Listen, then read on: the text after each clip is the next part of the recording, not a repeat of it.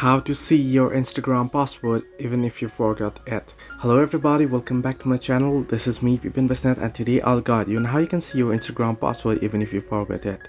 Now, if you try to do so on the Instagram app itself, the Instagram app doesn't give you any option due to security reasons to view your Instagram password within the app or the account itself.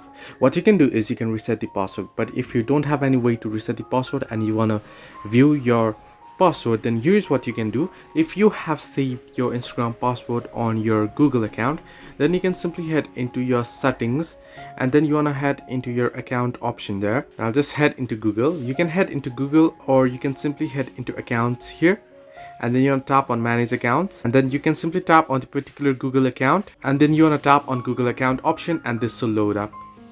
Now once this loads up, what you want to do is you want to head into the security option here.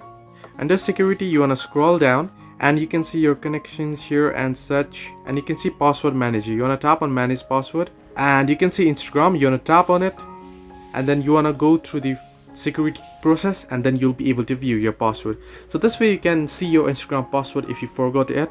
Hope this helped you. Do like and subscribe, and do not forget to leave a comment down below if you have any further issues.